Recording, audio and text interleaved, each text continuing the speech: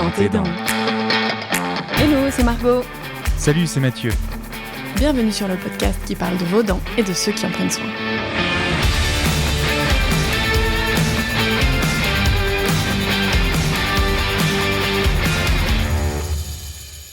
Bonjour les amis, Margot et moi, on espère que vous allez bien aujourd'hui. Hello à tous. Alors tout d'abord, nous souhaitons la bienvenue à ceux qui nous écoutent ici pour la première fois. Et pour ceux qui nous connaissent déjà, on espère que les premiers épisodes du podcast vous ont plu. Si c'est le cas, eh bien, n'hésitez pas à en parler autour de vous, partagez vos impressions et mettez des petites étoiles sur l'application de votre téléphone. C'est en effet le meilleur moyen pour nous de développer ce projet qui nous tient à cœur.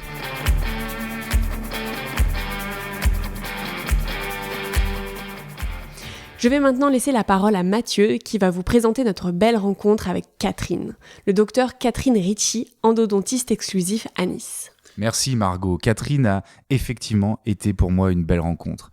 Ce n'est pas une interview anodine comme les autres, puisque Catherine a été mon mentor et m'a transmis sa passion de l'endodontie pendant des années. Catherine a été une des premières endodontistes de France.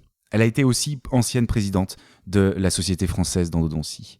Elle fait partie aujourd'hui du bureau de la Fédération internationale des sociétés scientifiques d'endodontie et est une conférencière internationale. Bref, je vais vous le faire simple en quelques mots, Catherine est une pointure. Mais Catherine, c'est avant tout l'histoire d'une femme passionnée par son métier qui a évolué dans un domaine à l'époque très masculin. Au début de sa carrière, elle surmonte ses peurs, va au-delà des idées reçues et s'impose comme l'une des références dans son domaine aujourd'hui. Alors, même si elle passe la majorité de son temps dans les racines, une partie de son activité est consacrée à gérer les séquelles de traumatismes non ou mal pris en charge.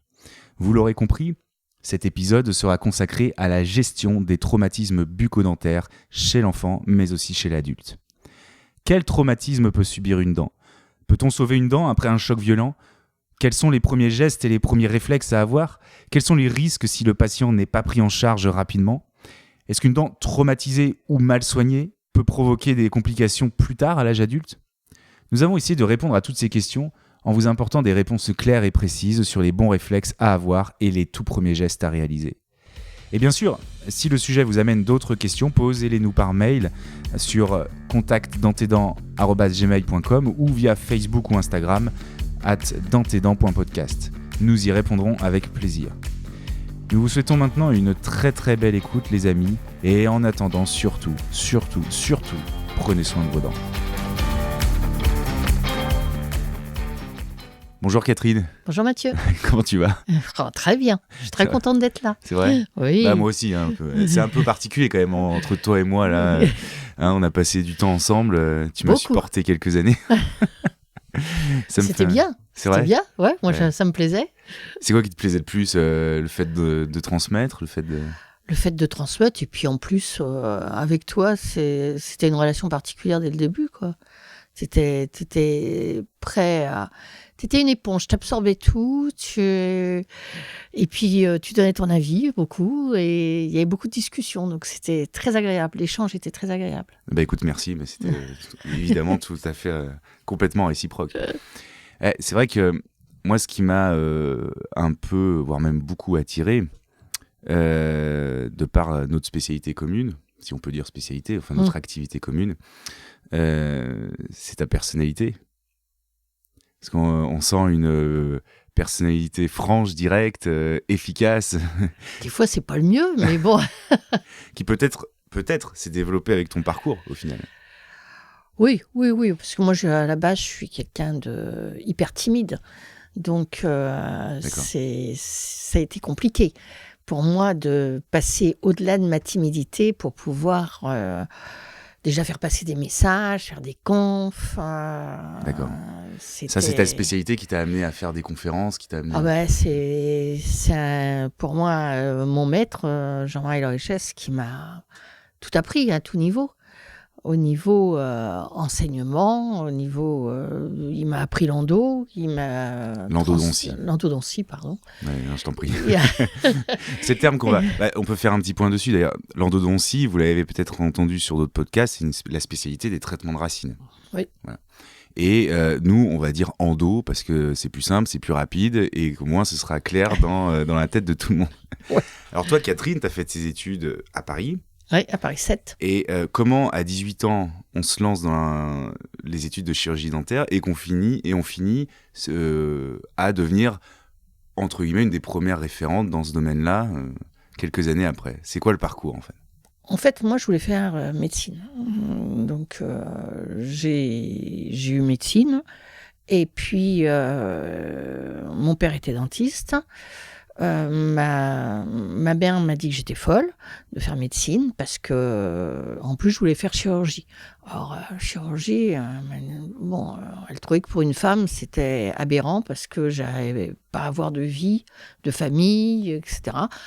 Donc, on a beaucoup discuté avec maman. Et puis, c'est vrai que les études me passionnaient pas. Donc, elle m'a dit, mais tu t'engages dans 10 ans, 12 ans d'études, c'est de la folie. Et finalement, au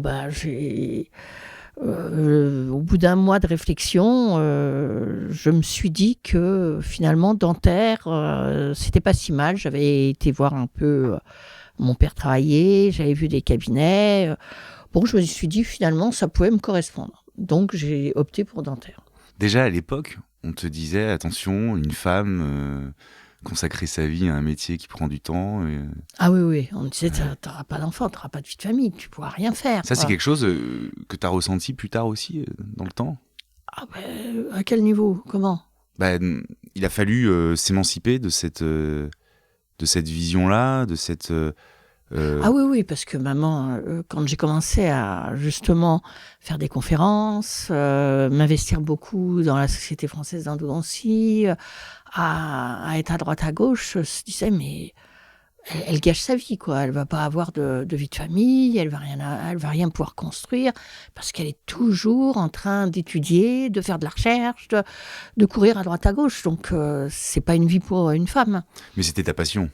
Ah bah oui, c'est devenu ma passion. C'est devenu.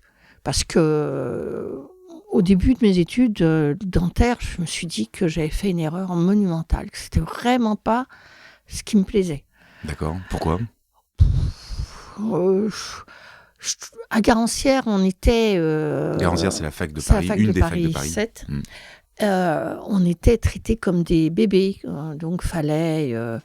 les enseignants nous maternaient, on sortait d'un concours qui était difficile, où on était libre, indépendant, et puis du jour au lendemain, on se retrouvait dans une structure très scolaire, beaucoup d'encadrement, pas toujours avec des relations avec les enseignants très justes pour les femmes. D'accord, déjà. On en revient un peu à pas mal de choses. Ouais. Et en deuxième année, je me suis dit, mais c'est pas mon truc, là, j'y arriverai jamais. Donc j'ai demandé à repartir en médecine. Et puis, c'est impossible. Donc, j'ai continué. Et heureusement, en quatrième année, Jean-Marie Lorichès est arrivé à la fac. Donc là, tu es tombé sur un prof qui... Je suis tombée sur un prof qui est venu avec moi au fauteuil, surtout que quatrième année, c'est notre première année de clinique, donc on découvre un autre monde par rapport aux modèles qu'on a à la main et aux dents qu'on a qui sont dans nos doigts. Et là, Jean-Marie est venu, s'est assis à côté de moi, m'a expliqué chaque geste, pourquoi faire ci, pourquoi faire ça, pourquoi prendre la lime de telle manière, pourquoi obturer un canal, pourquoi... Là, j'ai découvert un enseignant qui s'investissait auprès des étudiants. Donc, il y a eu une rencontre. Il y a eu une rencontre très importante. Et puis en fait, l'endo, je me suis dit, tiens, c'est quand même la base de notre métier. Parce que si on met des couronnes sur des dents qui sont maltraitées, on aura des échecs. On va avoir des abcès, on va perdre des dents. Donc, le but, c'est déjà, dans un premier temps, de bien faire les traitements de racines. C'est même la base. C'est la base.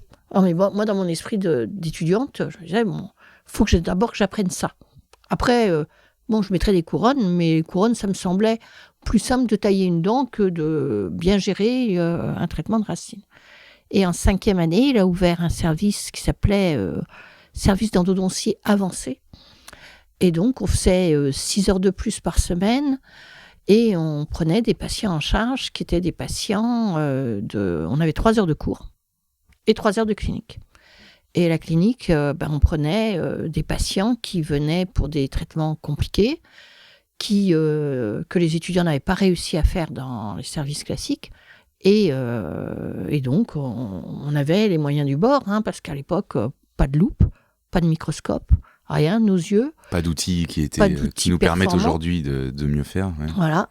Et donc, on traitait comme on pouvait des cas compliqués. Est-ce que pour que les gens qui nous écoutent comprennent bien, quand on soigne une dent, on va au bout des racines, mais on voit pas du tout au bout des racines. On voit pas. Et à l'œil nu, on voit quasiment rien. C'est que la sensibilité qu'on a dans les doigts. Voilà. Alors, on apprenait l'anatomie dentaire, enfin des canaux, de la forme de la pulpe, du nerf. Et à partir de nos connaissances livresques, on se mettait à chercher les canaux qui étaient soi-disant dans tel angle de la couronne, donc à l'aveugle, mais voilà, on cherchait.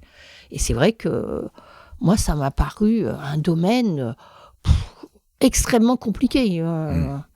Et quand j'ai fini ma 5e année, l'ORICHES m'a dit tu devrais venir comme attaché à l'hôpital pour encadrer des étudiants. Je me suis dit, mais c'est un malade, je suis pas bonne. Pour moi, j'étais pas bonne en endo. Surtout que j'étais monitrice avant en morphologie, donc reconstruire les dents, faire des composites, etc. Et j'étais surtout monitrice en prothèse adjointe, donc c'est-à-dire les édentés. Voilà. Donc c'était plus du tout le même domaine. Prothèse adjointe, c'est vulgairement, il manque des dents, on fait un appareil. On fait un appareil. Voilà. Et bon, quand il m'a dit ça, je me suis dit, bon, je pouvais... De toute manière, ça me permettrait d'apprendre. C'était plus pour apprendre que pour enseigner, parce que je me disais, j'ai tellement de choses à apprendre que pour les enseigner, déjà, il y a un long parcours. Et puis, je suis venue dans le service, voilà, j'ai enseigné aux 3e année. Et au bout de quelques mois, il m'a demandé de faire des cours à son service d'endodontie avancée. Alors là, c'est vrai que le challenge a été un peu plus difficile. Donc il t'a poussé hors du nid un petit peu. Oui, complètement. Allez, hop, hors de mon confort. Moi, j'étais timide, donc parler face à des étudiants, c'était impensable. Ça ne doit pas être évident, surtout quand on t'a dit, voilà, tu l'as dit toi-même, niveau familial, tout de suite au niveau universitaire, on dit, voilà, une femme, bon, voilà. À cette époque-là, on est dans quelle fin, on est dans les années 80 ? On est 83. 83, voilà. C'est pas si vieux non plus. 83, 84, ouais. Moi, je vous admire, toute cette génération-là qui a dû tracer la voie, mener le chemin qui nous permet aujourd'hui, nous, d'en faire peut-être des autoroutes. Mais à cette époque-là, vous avez dû créer quelque chose que, à la fois, être une femme, se spécialiser, ou en tout cas devenir en gros une référence dans ce domaine-là, et en plus développer une discipline qui est en train de s'ouvrir au monde de la dentisterie, parce qu'on était au début finalement de l'endodontie, peut-être, on peut le dire. Ah oui, on était au début, mais je crois qu'un des précurseurs pour ouvrir notre chemin, pour moi, c'est Jean-Marie l'ORICHES. Parce que Jean-Marie, il était allé aux États-Unis, il a, pas comme pour faire un master, mais il a été aux États-Unis pour des congrès, pour voir des gens, connaître des gens. Il a découvert des techniques qui étaient différentes de et puis des gens qui faisaient des études à un niveau que nous n'avions pas. Donc il a rapporté tout ça en France. Là-dessus, il s'est dit qu'il fallait déjà donner des techniques un peu plus performantes que ce qu'on avait pour arriver aux objectifs qu'il avait appris dans tous les bouquins et puis dans les conférences. Après, il a créé la Société française d'endodontie, après la Revue française d'endodontie à l'époque, et puis il a fait ce programme d'endodontie avancée. Et après, c'est lui qui a fait un des premiers DU, diplôme universitaire d'endodontie en France. Beaucoup de choses. En fait. Donc c'est lui qui a ouvert le chemin. Ce qui est le plus passionnant quand on fait avec les gens que j'interviewe, c'est de voir à quel point les réactions se font en chaîne, en fait. À chaque fois, on marque un petit peu notre passage en ouvrant un chemin un peu plus large pour ceux d'après, etc., etc. Donc merci d'avoir ouvert le tien, en tout cas. Ça nous a permis à nous de nous former, d'avoir transmis, de nous donner les bases de notre pratique aujourd'hui. Et justement, la question qui est pour moi importante, ce pourquoi je voulais t'interviewer, c'est déjà pour comprendre le parcours d'une femme devenue spécialiste dans ce monde dentaire. Et puis aussi, pour qu'on parle un peu des racines. Parce que ça, c'est important pour les patients. En quoi est-ce important d'avoir des racines en bonne santé, Catherine ? Ça paraît bête comme question. Oui. Parce que souvent, on va avoir des patients qui vont dire « Mais si ma dent est infectée, pourquoi on ne me l'enlèverait pas ? On poserait un implant ?» ou... Bien souvent, le problème, c'est que l'infection va avoir éliminé de l'os et que la pose d'un implant, des fois, elle est impossible d'emblée. On est obligé de faire une greffe d'os, on complique le traitement. Si un sinus est à côté, il y a une pathologie sinusienne qui a pu se développer du fait de l'infection. Donc tout ça, et puis il y a des problèmes, des retentissements. Si on a un problème cardiaque, ça peut aussi provoquer des problèmes au niveau du cœur. Donc c'est un ensemble. Mais traiter les racines, c'est éviter déjà de mutiler des gens en enlevant les dents, et puis essayer d'éviter les implants. Donc en fait, les dents, quand elles sont malades, on peut au final les garder. C'est ça que tu es en train de dire. Bien sûr. On n'est pas obligé d'enlever les dents, et là, ça aboutirait, entre guillemets, une sorte de mutilation un peu facile pour poser des implants. Oui, tout à fait. Tout à fait. Aux États-Unis, ils nous appellent, enfin les endodontistes sont appelés des sauveurs de dents. Mais c'est vrai c'est notre boulot de tous les jours, c'est sauver des dents. Ok. Et donc quand une dent s'infecte, la première démarche, c'est quoi ? Comment on la sauve ? Il y a plusieurs solutions. Il y a si elle est toujours si elle n'a jamais été traitée, on va la dévitaliser correctement.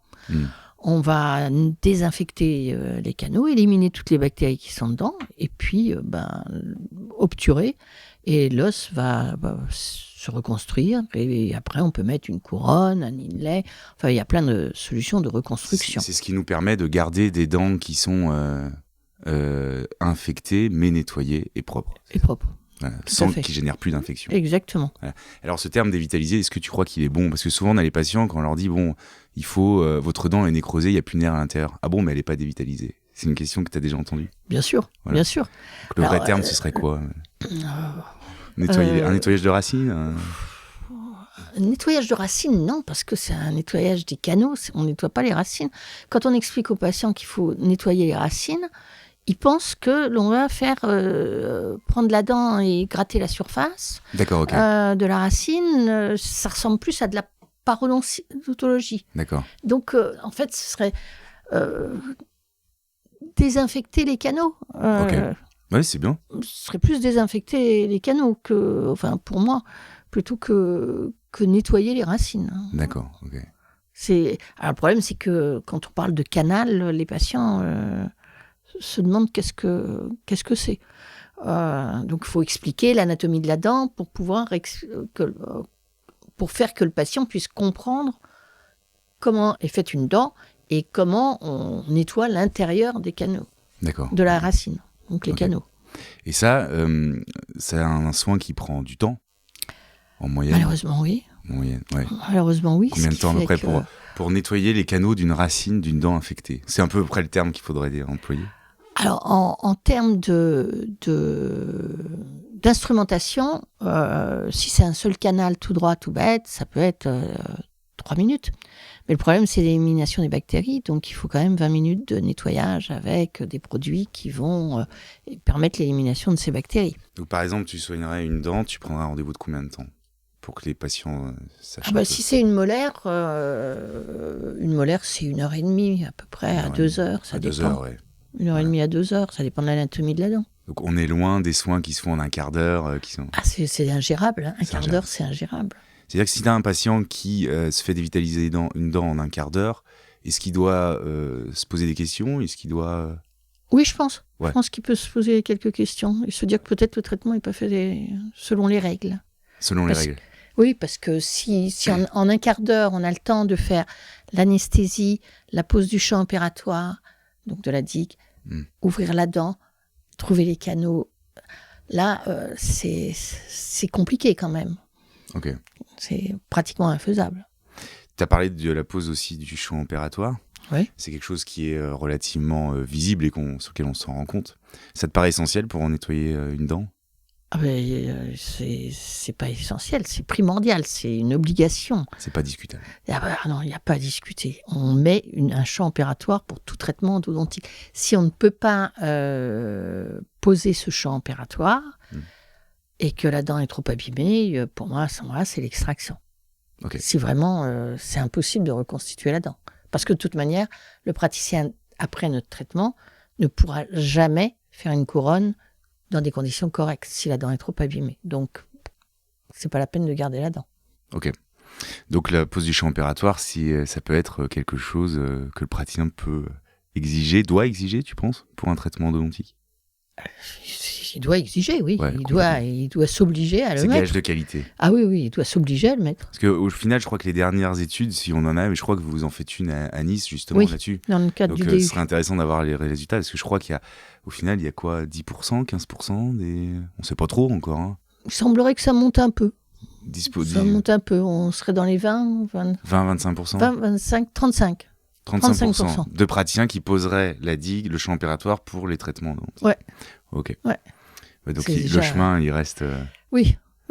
Il est long. Oui. Bon, on peut se dire qu'il y a une amélioration parce qu'il y a quelques années, on était à moins de 10%. Hein. Ouais. Donc, mais c'est vrai que par rapport aux États-Unis où ils sont à 60% à mettre la digue, on est loin. Et comment tu expliques ça, tu sais ? De toute manière, il y a des différences entre les pays. Il y a une énorme différence. D'abord, les Américains, ils ont des risques de procès. S'ils n'ont pas posé la digue, ils ont une obligation, un peu de résultat. Hein. Si leur traitement, on prouve que l'infection est liée à l'absence de pose de champ opératoire, ils doivent rembourser le patient, des indemnités, etc. D'accord, okay. Donc, c'est problématique. Et puis, s'ils n'ont pas délégué à un endodontiste pour des soins complexes, ils sont censés faire la même qualité de soins que l'endodontiste. D'accord. Donc, c'est... Oui, d'accord. Donc, ils sont obligés... Ils font des incisives, des prémolaires, mais...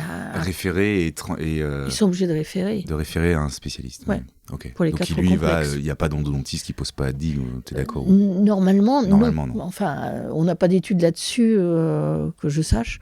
Mais dans l'absolu, les endodontistes... Ce sera un bon sens. Oui, bien sûr. Bien sûr, les bactéries de la cavité buccale peuvent passer dans la dent qu'on essaye de nettoyer et c'est un cercle vicieux. Oui, parce que finalement, dès qu'il y a une goutte de salive qui vient contaminer la dent... c'est fini. C'est fini.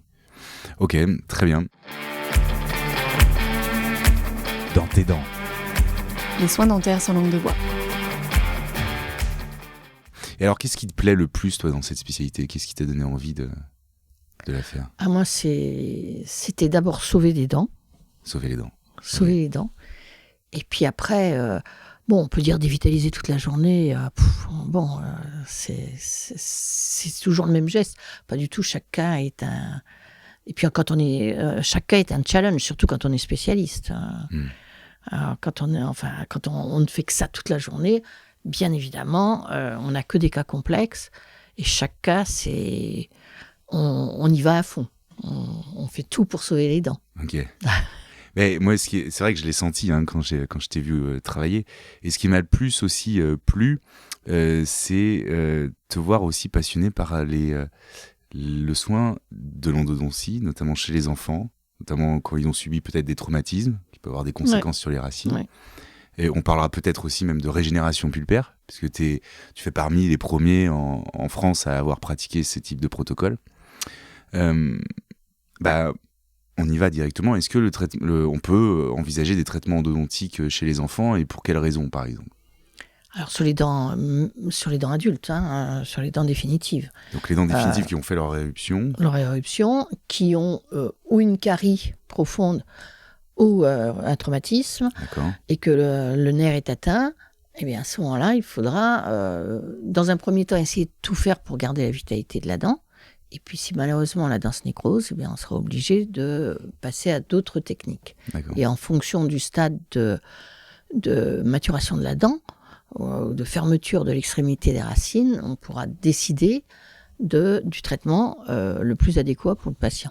On peut passer d'un traitement difficile à un traitement très difficile, justement. Tout à fait, tout à fait. En plus de la difficulté de gérer un enfant. Ouais, exactement. Surtout quand ils ont eu un traumatisme. Ouais, c'est ça. Ben, c'est là où on voulait en venir, évidemment. Une dent qui prend un coup. Concrètement, qu'est-ce qui se passe à l'intérieur ? Alors, une dent qui prend un coup, il y a différents coups. Il y a le coup qui fait qu'il y a un ébranlement de la dent. Donc, la dent est un peu secouée, en quelque sorte, dans son alvéole. Et à ce moment-là, on a les fibres qui attachent la dent à l'os vont être étirées ou compressées. D'accord.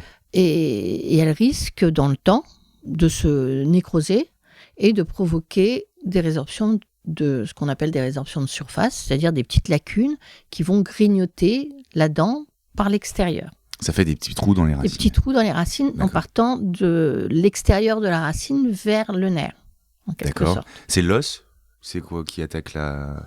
C'est des cellules de résorption, c'est des cellules clastiques qui accourent parce qu'il y a eu une nécrose des fibres du ligament. Et donc, à ce moment-là, on a des cellules de résorption parce qu'on est en milieu acide, et à ce moment-là, elles vont attaquer la dent. Ça, il faut le surveiller. Il faut surveiller que la dent est toujours vivante. Donc là, on ne va pas faire grand-chose. Enfin, on va instaurer une surveillance. Il faut expliquer aux parents que cette surveillance est nécessaire, parce qu'à partir du moment où l'enfant n'aura pas mal, les parents diront que c'est plus la peine de venir nous voir. Mais en fait, il faut instaurer une surveillance parce que les résorptions peuvent survenir dans le temps. Ok, donc le cas le plus simple, une dent prend un coup, ça peut abîmer le ligament qui fait le lien entre l'os et la racine et générer des résorptions. Voilà. Et pour ça, on surveille. On surveille. Ok. Après, il y a le cas où, alors si on prend que les problèmes, après le coup le plus violent, va provoquer peut-être une fracture de la dent. Une fracture qui peut être visible ou invisible. Si elle est visible, c'est au niveau de la couronne, donc un petit angle qui se casse, un petit morceau de dent. Si les parents, l'éducateur est présent au lieu de l'accident, il peut récupérer le fragment, le mettre. Le mieux, c'est pour les fragments dentaires comme ça, dans du sérum physiologique, et puis arriver chez le dentiste. Donc, premier réflexe, votre enfant ou quelqu'un, n'importe qui, se casse une dent, se casse un bout de dent, on le met dans du sérum physiologique. Voilà. Ou de l'eau, mais pas de l'eau du robinet. D'accord. Si on n'a pas de sérum physiologique, de l'eau. Mais pas de l'eau du robinet parce qu'il y a de l'hypochlorite, enfin de l'eau de javel dedans. D'accord. Et donc, ça risque de léser, d'abîmer un peu trop la dent. D'accord, ok. De l'eau plate, par exemple, de l'eau en bouteille. De l'eau de bouteille. Faut l'hydrater, en fait. Faut l'hydrater. Faut le laisser dans un milieu qui hydrate. Et là, on part chez le dentiste. On part chez le dentiste. Ok. Et le dentiste pourra recoller ce fragment s'il n'y a pas d'atteinte du nerf ou commencer à protéger le nerf déjà avant de recoller le fragment. Et là, c'est en fonction du niveau de la fracture et si le nerf est atteint ou pas. Ok, d'accord. Voilà, si le nerf est atteint, et que c'est dans les minutes qui suivent que le dentiste le voit, on voit l'enfant. À ce moment-là, on va éliminer le nerf en surface, mettre quelque chose pour protéger le reste du nerf et permettre que la dent continue de vivre normalement. Ok. Voilà. Et recoller le petit fragment, bien sûr. Et si on n'a pas le petit morceau, parce que des fois... On peut faire un composite sur le morceau de dent restant. On va refabriquer le morceau cassé. Voilà. Ok, super. Et si la racine, si la fracture est pas visible? Alors, si la fracture est pas visible, alors, dans tous les cas, après un traumatisme, il faut aller consulter. Ouais, complètement. Alors, les urgences médicales, pas obligatoirement, parce que ça dépend de la violence du traumatisme. S'il y a tout le pourtour de la bouche qui est atteinte avec une lèvre qui est déchirée, etc. Là, il faudra aller voir les urgences médicales qui, après, s'occuperont du problème, enfin, référeront aux urgences dentaires pour le problème dentaire. Ça, ils savent faire. Ça, ils savent faire. Mais par contre, s'il n'y a qu'un problème dentaire, il faut quand même aller consulter ou son dentiste généraliste, le mieux. Et puis, si c'est un week-end et qu'il n'y a personne, on ira voir les urgences dentaires. Mais dans l'absolu, il faut aller voir un dentiste pour prendre des radios et voir ce qu'il en est. Parce qu'une dent qui bouge un peu, ça peut être un ébranlement comme on a vu au début, donc simplement la dent est un petit peu mobile, et puis ça peut être une fracture de la racine. Et la fracture de la racine, elle ne se verra que sur la radio. Et à ce moment-là, si la dent est toujours vivante, eh bien on immobilise la dent avec les dents adjacentes, on remet on les colle entre elles. On les colle entre elles, on remet le fragment, enfin la partie qui est mobile, bien en place, on colle et on surveille après. Après, c'est qu'une surveillance pour voir comment le trait de fracture se répare. Mais ça peut se réparer. Et ça peut se réparer. En aucun cas, ça justifie de l'extraire immédiatement pour non, envisager un surtout implant. pas. Surtout pas. Surtout chez les enfants, ça se répare. Ça marche plutôt bien. Alors, bien souvent, les fractures de ce type n'arrivent que sur des dents qui sont déjà avec une racine formée. Les dents qui ne sont pas avec une racine formée, c'est rare qu'il y ait une fracture radiculaire. Donc ça, c'est chez les petits enfants. Chez les petits, oui. Voilà. Et puis, alors après, on a l'expulsion de la dent. Suite au traumatisme, la dent sort complètement. Sort complètement, ou même si c'est une luxation dans notre jargon. Donc la luxation, c'est que la dent est toujours attachée à la gencive, mais qu'elle est dans une position qui est totalement anormale. Donc elle est à moitié sortie, en quelque sorte. Ben là, dans les deux cas, il faut... alors, si elle est luxée simplement, même un éducateur, si c'est tout de suite, peut gentiment, avec une compresse, pousser la dent, la remettre en place, faire mordre l'enfant sur la compresse, et on va voir un dentiste. Là, faut pas hésiter. Faut pas hésiter. Parce que souvent, ça va être impressionnant pour l'éducateur ou le parent qui... Oui. Il appuie sur la dent, il la remet comme il faut. Il la remet à la bonne position et il fait mordre l'enfant sur une petite compresse. Et là, il file chez le dentiste. Et il file chez le dentiste. Ok. Qui va l'immobiliser, prendre des radios, mais là, il y a beaucoup de chances de survie du nerf, et si c'est fait dans l'immédiat. Dans l'immédiat, ouais. Dans l'immédiat. Après, si la dent est expulsée, elle sort, elle tombe. Elle tombe dans la rue, il faut prendre la dent, la mettre de préférence dans du lait. Dans du lait. Ok. Stérilisé, UHT. Ah ouais. Donc du lait du commerce en fait. Oui. Voilà. Ouais. Et pas du lait plutôt à basse teneur en graisse. D'accord. Ah oui, d'accord, ça c'est important. Du lait écrémé en fait. Du lait écrémé. D'accord, ok. Du lait écrémé.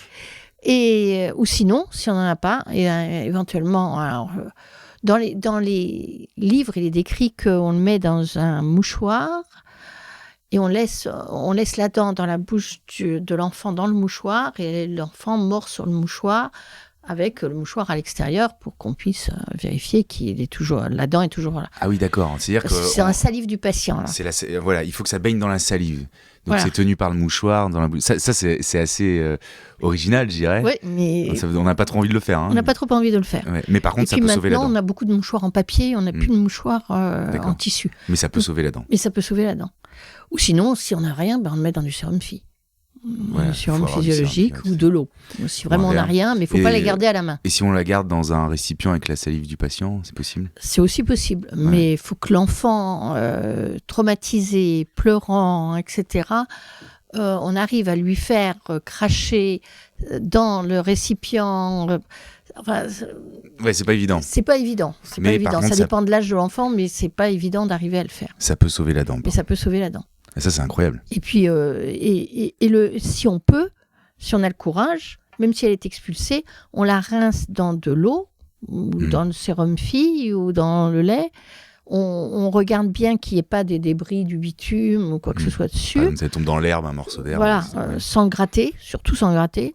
Et si on a le courage, le mieux, c'est de réimplanter la dent immédiatement. Et de courir chez le dentiste pour l'immobiliser. Parce que là, il y a une notion de temps qui va jouer. Oui.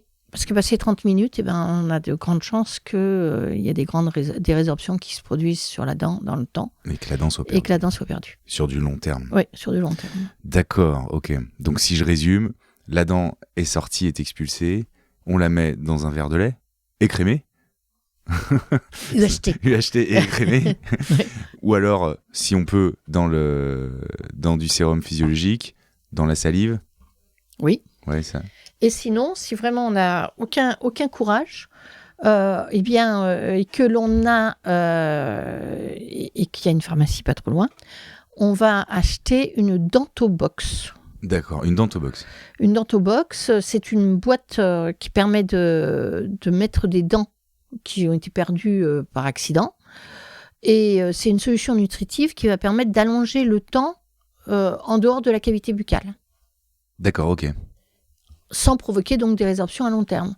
Donc on peut avoir des morceaux de dents qui peuvent rester dans cette dentobox jusqu'à 48 heures. Ah ouais, d'accord, ok. Donc ça peut sauver une dent, si ça arrive le dimanche. Voilà. Il n'y a pas de dentiste de garde. Le problème quand même, c'est que si on la laisse dans cette boîte pendant 48 heures, en bouche, à la place de la dent, il va se former un caillot. Dans l'alvéole. Dans l'alvéole. Ouais. Et donc après, il va falloir dissoudre ce caillot pour arriver à permettre la réimplantation de la dent. Voilà. D'accord. Alors, la dentobox, ça coûte 20 € et au moins, c'est une solution au cas où personne n'ait le courage de rincer la dent et de la remettre en place. Qu'on trouve ça chez tous les pharmaciens, tu penses ? Je pense pas. Tu penses pas ? Ok. Je pense pas. C'est pas encore vulgarisé, quoi. Non. C'est pas encore une habitude. Ok. Non. Par contre, ça peut clairement sauver la dent. Voilà. Oui.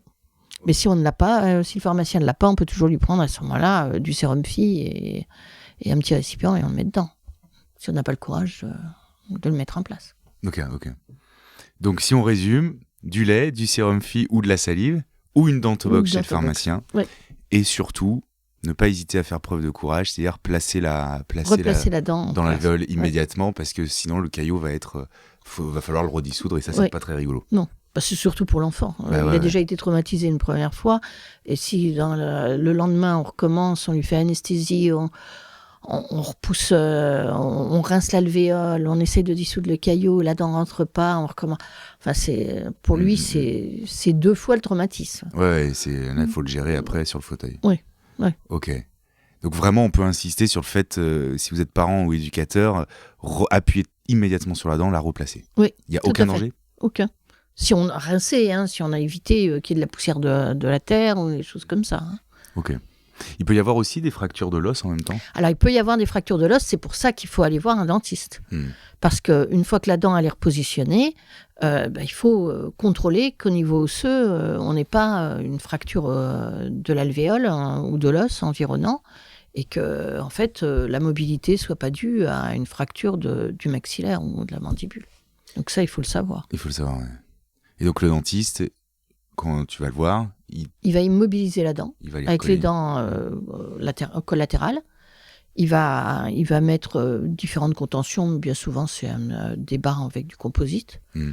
Et alors, certes, c'est pas esthétique, mais il faut garder cette contention.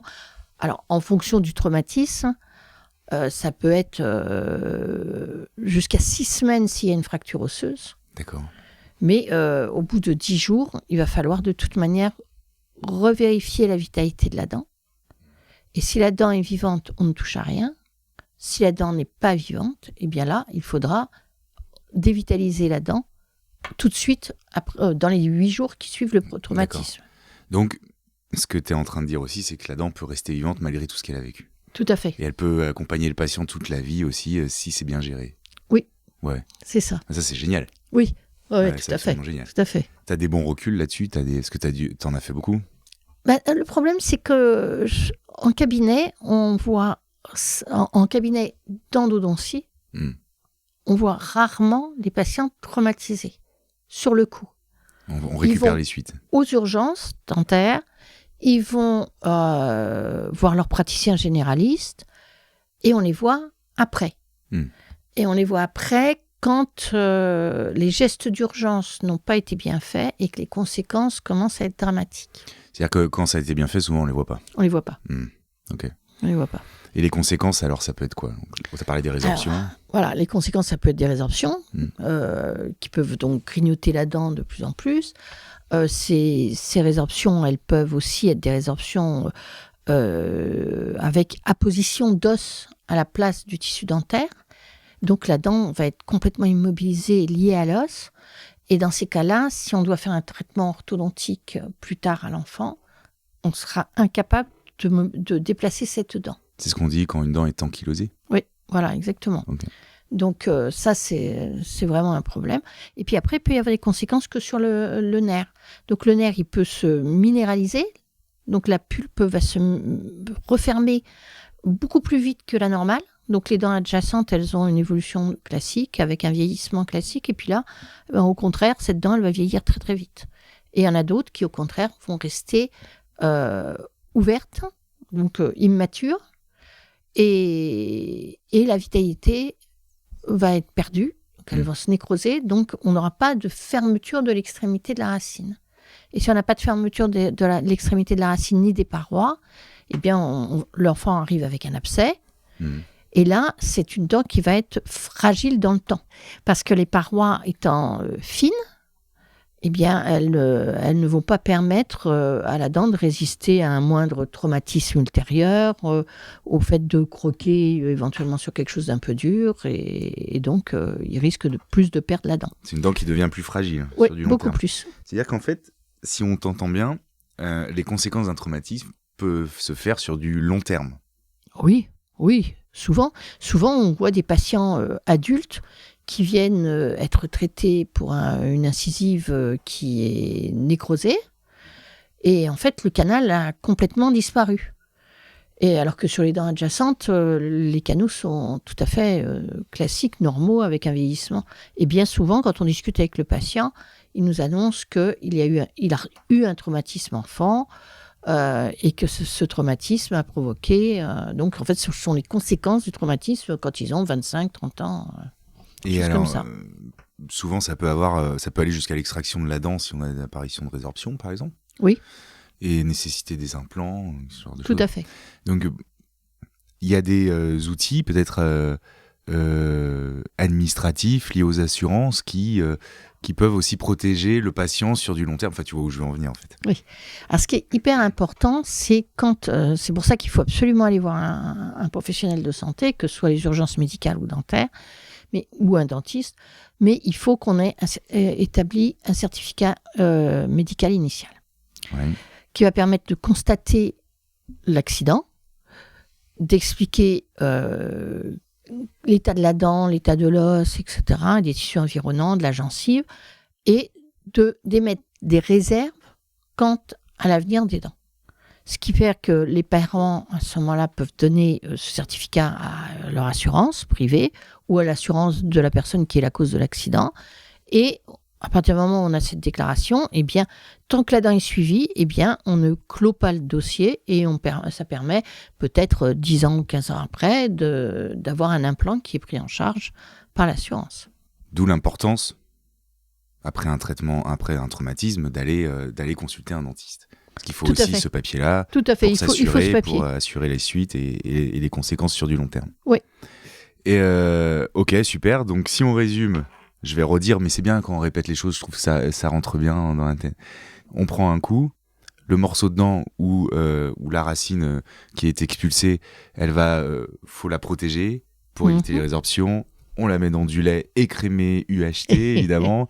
On la met soit dans la salive, soit dans du sérum physiologique, soit directement dans la bouche du petit ou de l'adulte, de toute façon. Et on file tout de suite chez son dentiste. Tout à fait. Ça, c'est les règles de base. Ce sont les règles de base. Et surtout, ne pas craindre le fait de les replacer et de les remettre en place. Alors, d'ailleurs, il y a une fiche qui a été établie par l'UFSBD, entre autres, sur les traumatismes bucco-dentaires, la conduite à tenir. Ah, génial.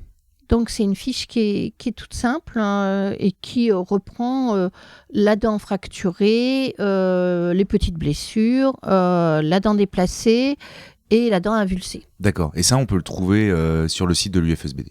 Oui. On va sur le site de l'UFSBD. En fait, tu peux taper traumatisme dentaire et tu as cette fiche. C'est très simple, mais ça donne des informations ponctuelles et simplifiées pour les patients et pour les praticiens.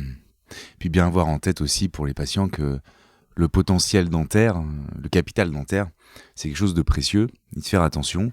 Parce que souvent, Oui. on soigne des dents et dis donc, elle est cassée, ou il y a une petite fissure qu'on n'a pas vue avant de commencer le soin. Tout à fait. à fait. Puisque les molaires du fond peuvent aussi se casser simplement en les utilisant, par exemple. Oui. Voilà. Ça, c'est un autre problème. Quand on est amené, toi comme moi, à soigner des dents, on peut se rendre notamment sur les molaires du fond qui prennent beaucoup de force quand on mastique dessus. On peut se rendre compte que les dents se cassent. C'est fragile une dent au final. Hein. La conduite à tenir à ce niveau-là. Parce que est-ce que dès qu'on voit une fissure, on extrait la dent, on pose un implant, ou on peut quand même la sauver? Non, ça dépend. Ouais. Alors, d'abord, il y a plusieurs conditions. La dent, elle est vivante. Répond au test normalement. On n'a pas de problème de parodontal associé. À ce moment-là, la surface c'est superficiel, on surveille, on voit ce qu'il y en est. Si par contre on a une dent qui s'est ou nécrosée ou qui est déjà traitée et qui est en train de commencer un abcès, à ce moment-là, bien évidemment, il va falloir savoir jusqu'où va ce trait de fêlure. D'accord. Donc, il va falloir faire ce qu'on appelle un sondage parodontal. Donc, on va passer les petits instruments entre la dent et la gencive pour voir s'il y a une perte osseuse associée à ce trait de fêlure. S'il y en a un, eh bien, il va falloir ouvrir la dent et vérifier que le trait de fêlure passe de l'extérieur vers l'intérieur, vers le canal. Et si ça descend dans le canal, malheureusement, l'avenir de la dent est compromis. S'il est superficiel, eh bien, on peut dévitaliser et reconstruire la dent avec un collage et un cerclage de la dent éventuellement pour pouvoir maintenir la fêlure à l'état de fêlure et pas de passer à la fracture. Donc ça veut dire que si on résume ce que tu viens de dire, un patient à qui on dirait voilà, vous avez une molaire au fond fissurée, ça nécessaite une expertise un petit peu plus poussée. Oui, tout à fait. Voir jusqu'où va la fissure, Ouais, est-ce qu'elle atteint la racine, est-ce qu'on peut la conserver. Ouais. Ça ne veut pas forcément dire qu'il faut extraire la dent. Non, ok. non, on en sauve beaucoup qui sont fissurés. Bah oui. Ouais, heureusement. Carrément. Ok, très bien. Bon, bah écoute, je crois qu'on a fait le tour un peu des traumatismes et des dents fissurées. Il y avait une chose peut-être que j'ai oublié dans les traumatismes, c'est l'intrusion. Oui, tout à fait.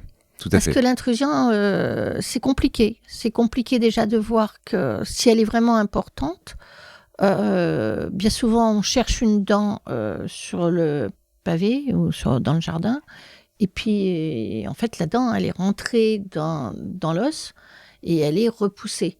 Et on ne sait plus si c'est un morceau de dent cassé qu'on voit affleurer. Donc là vraiment, si on voit plus la dent, si on sait pas où elle est, faut vraiment, alors là doublement, faut vraiment aller consulter pour prendre une radio et savoir si la dent elle est tout en haut, parce que si elle est en haut, coincée dans l'os, eh bien là, c'est vrai que c'est plus probable. Elle peut redescendre toute seule, mais par contre, si elle redescend pas spontanément, il faut la faire descendre parce que là aussi, elle risque de s'ankyloser, comme on en a parlé tout à l'heure, et s'ankyloser tout en haut. Et là, on ne pourra plus jamais la faire descendre. Ouais, ça, tu soulèves quelque chose qui peut paraître bizarre. C'est-à-dire qu'on prend un coup et la dent disparaît. Oui, voilà. Et il n'y a rien nulle part. Oui. Et en fait, elle s'est enfoncée dans la gencive, dans l'os. Ouais. Et là, le pronostic n'est pas très bon. Là, le pronostic est mauvais. Il est mauvais. Mais il faut vraiment faire le geste d'urgence pour essayer de la enfin, si elle ne descend pas dans les heures qui suivent, faut faire un geste pour la remettre en place. Quoi qu'il en soit, consultation chez le dentiste obligatoire. Obligatoire. Ok, super. Merci super, Catherine. je sais pas. Non, merci, tu nous as vraiment éclairé. Je crois que maintenant, on saura quoi faire si jamais on prend un coup sur nos dents et on sait que c'est précieux et il faut en prendre vraiment soin. Merci Mathieu. Merci beaucoup Catherine. Merci à toi.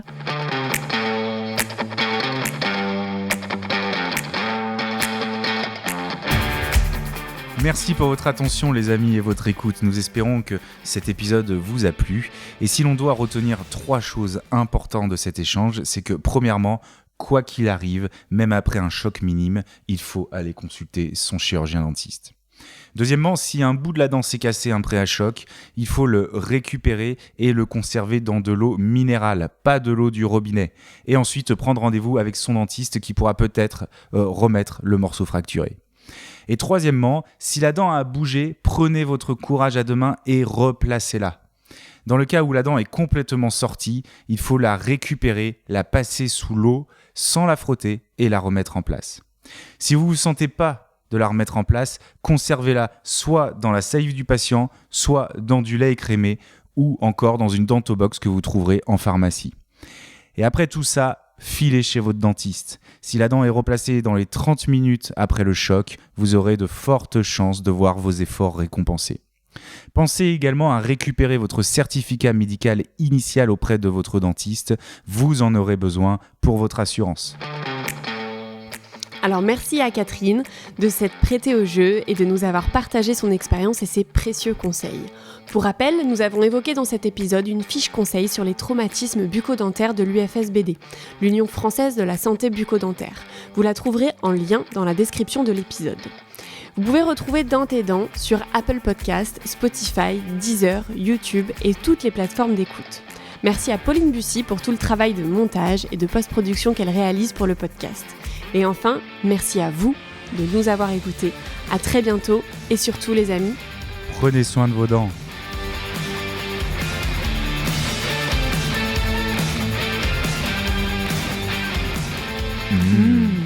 dans tes dents.